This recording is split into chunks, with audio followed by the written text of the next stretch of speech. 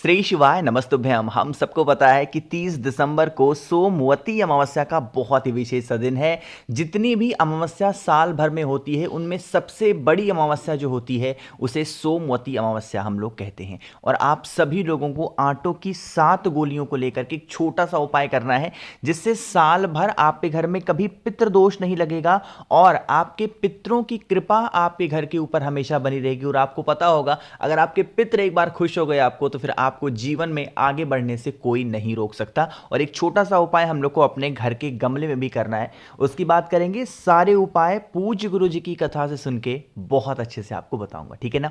Video को पूरा देखिएगा जिससे जानकारी आपको पूरी मिल पाए, ठीक है ना। तो आटे की गोलियों से पहले हम लोग गमले वाले उपाय को समझ लेते हैं, फिर हम लोग आटे की गोलियों का उपाय समझेंगे, ठीक है ना। देखो आपको क्या करना होगा, आपके घर के अंदर जो भी गमला लगा हो, चाहे उसमें कोई भी फूल पत्ती लगी हो, कुछ भी लगा हो, हमें उससे मतलब नहीं है। कोई भी गमला हो, बस ध्यान रखिएगा यहां पे खाली गमला भी दिख रहा है, आपको खाली गमले का इस्तेमाल नहीं करना।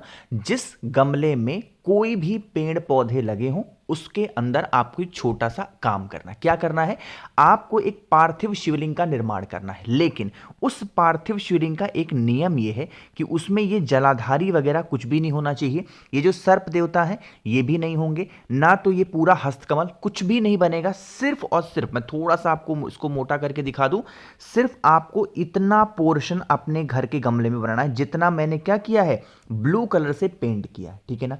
इतना क्या करोगे, जिस भी गमले में आप बना रहे हो पार्थिव शिवलिंग, उसी गमले की मिट्टी से छोटा सा ऐसे बनाना, ठीक है ना।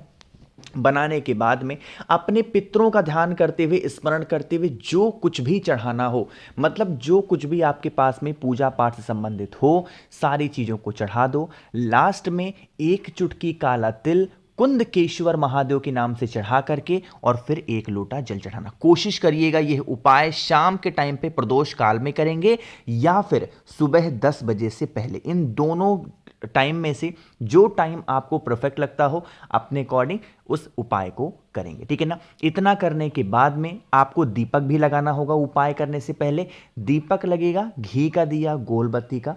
जब वो दीपक ठंडा हो जाए, बुझ जाए, तो ये जो पार्थिव शिवलिंग का निर्माण आपने किया है, जिस गमले में बनाया है, उसी गमले में आपको इस पार्थिव शिवलिंग का भी क्या करना होगा, विसर्जन करना है। यह जो अमावस्या है ये बहुत बड़ी अमावस्या है, तो ऐसी कोई गलती आपको नहीं करनी है जिससे साल भर आपको पछताना पड़ जाए, ठीक है ना। आप सभी लोगों को इस उपाय को अपने घर के गमले में करना है, किसी और के यहां नहीं जाना है, ना तो आपको अपने घर से बाहर जाना है। अपने घर के अंदर ही जो नाम महादेव का प्रिय हो उसके नाम से उपाय को करेंगे, ठीक है ना। समझ में आई क्या मेरी बात? चलो अब आगे बढ़ते हैं हम लोग इस वीडियो के अपने दूसरे उपाय की तरफ, जिसकी इंतजार आप सभी लोग कर रहे थे कि आटे की गोलियों का क्या मतलब है। देखो मेरी बातों को बहुत ही ध्यान से सुनिएगा, तब आप चीज़ों को समझ पाओगे। अगर आप लोगों ने गुरुजी की कथा ध्यान से सुनी होगी, सबसे पहले फायदे समझ लेते हैं, फिर हम लोग आगे बात करते हैं। इस उपाय के फायदे होंगे कि आपको कभी भी पितृदोष नहीं लग सकता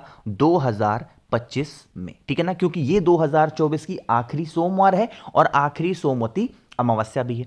क्या करिएगा, देखो अगर आप लोगों ने गुरुजी की कथा ध्यान से सुनी होगी तो उन्होंने एक चीज बताई थी अपनी कथा में कि जो पृथ्वी पे यानी कि धरती पे 3 ऐसे जीव होते हैं जो हमारे पितरों के तुल्य माने जाते हैं। यानी कि अगर हम उनकी आराधना करते हैं, उनकी सेवा करते हैं तो पितर खुश होते हैं। कौन कौन? एक तो हमारी गौ माता है, पता होगा आपको।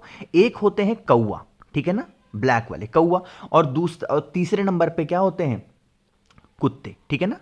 इस चीज का था, तो ये क्या होते हैं? पृथ्वी पे। लेकिन एक और ऐसी जीव हैं जो हमारे पितरों के तुल्य मानी जाती हैं, जो कि कहां पे होती हैं?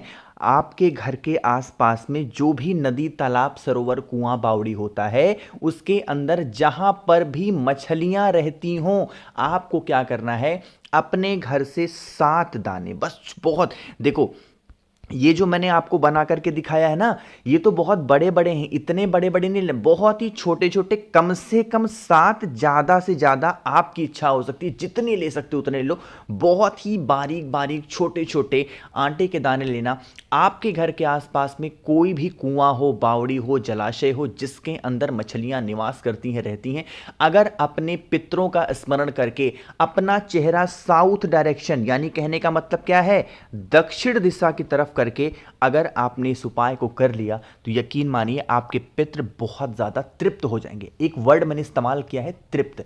देखो, अगर एक बार आपने अपने पितरों को तृप्त कर दिया ना, तो साल भर कभी आपको उन्हें उपाय वगैरह करने की जरूरत नहीं है। लेकिन अगर आपने उनको खुश किया, मात्र खुश किया, तो बार बार आपको उपाय करना पड़ेगा ताकि वो खुश रहें, तृप्त हो जाएं। और एक बार तृप्त कर दिया तो फिर कभी उपाय भी नहीं करना। तो इस उपाय को करने से हमारे जो पितृ होते हैं वो तृप्त होते हैं। और अमावस्या का दिन आपको पता ही होगा किसके लिए होता है, हमारे पितरों के लिए होता है, ठीक है ना। तो करिएगा जरूर, जिससे आपके घर में कभी भी पितृदोष ना लग पाए। चलो ठीक है, आगे बढ़ते हैं। अब इस वीडियो के हम लोग अपने तीसरे उपाय की तरफ, जो कि आपको करना है शहद के साथ में। लेकिन कैसे करना है सब कुछ बताऊंगा, लेकिन जल्दी से कर दीजिए एक छोटा सा काम, वीडियो को लाइक करेंगे और मेरे जितने भी भाई बहन आवाज़ आज मेरी पहली बार सुन रहे हैं, चैनल को ज़रूर सब्सक्राइब करेंगे, है ना।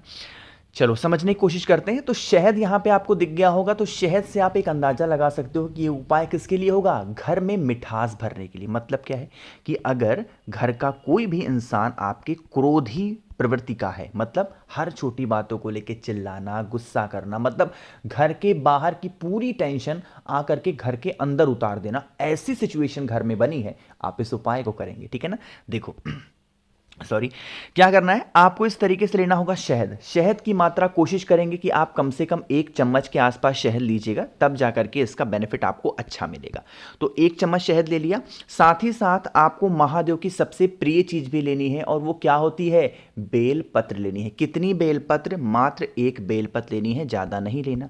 अब अमावस्या का उपाय है, तो हम काला तिल कैसे छोड़ सकते हैं, तो आपको 1 चुटकी काला तिल, गिनना नहीं है इस बार हमको कि 31 ले लें, 41 ले लें, 21 ले लें, 11 नहीं, आपको बस 1 चुटकी काला तिल लेना। अब यहां पे तरीका समझो, मैंने आपको शहद दिखाया, क्या करिएगा, शहद को इस बड़े वाले, मतलब बेल पत्र के बड़े वाले पत्ते पे अच्छे तरीके से शहद लगाओ, जैसे मैंने लगा दिया, ठीक है ना।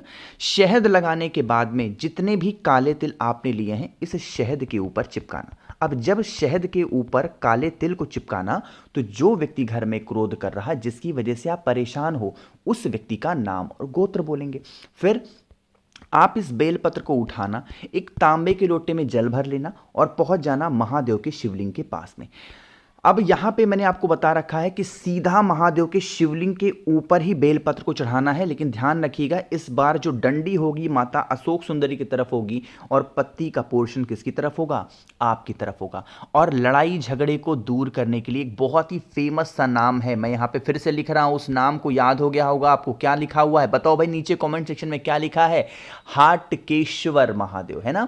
इन्हीं के नाम से आपको 1 लोटा जल उसी बेलपत्र के ऊपर उस व्यक्ति का नाम गोत्र बोल के हाटकेश्वर महादेव के नाम से अगर आप समर्पित करते हैं, तो कोई भी इंसान घर में आपके क्रोध नहीं करेगा और पूरी फैमिली, परिवार आपका खुश रहेगा, ठीक है ना। चलो, यहां पे हम लोगों ने बात कर ली है अपने 3 उपाय की। आगे बढ़ते हैं, पितृदोष को अपने घर से दूर करने के लिए हम लोग इस अपने चौथे उपाय की तरफ, जो कि मात्र आपको करना होगा किससे, 1 लोटा जल से और 1 चावल के दाने से। क्या करिएगा, एक तांबे का लोटा लीजिएगा, उसके अंदर जल भर लो। अब अमावस्या का दिन है, पितृदोष का उपाय हम लोग कर रहे हैं, तो इसके अंदर क्या डालेंगे, गंगा जल, ठीक, गंगा जल डाल दिया। अब आपको गंगा जल के साथ में इसके अंदर मात्र 1 चावल का दाना डालना, ठीक है ना। क्या करोगे, 1 चावल का दाना डालना, और इस कलश को, एक नाम यहां पे मैं लिखने जा रहा हूं, उस नाम को आप नोट कर लो, पूरे घर में घूमना है लेकर के, ठीक है ना। एक नाम आपको लिखना, बोलना होगा, सोमप पितृ। क्या बोलोगे, सोमप पितृ का स्मरण करते हुए पूरे घर में घूम लेना। देखो, ये जो उपाय बता रहा हूं पितृदोष को दूर करने का, अमावस्या का उपाय पूज्य गुरु जी ने अपनी कथाओं में बहुत बार बता रखा है। तो सोमप पितृ के नाम से पूरे घर में घूमना, और घूमने के बाद में आप कोशिश जरूर करना कि किचन में एक बार जरूर जाना, ठीक है ना। चाहे कहीं किसी कमरे में जाओ ना जाओ, बट किचन में एक बार जरूर जाना, और किचन में जाने के बाद में और उस जल को पूरा का पूरा महादेव के शिवलिंग के ऊपर समर्पित कर देना।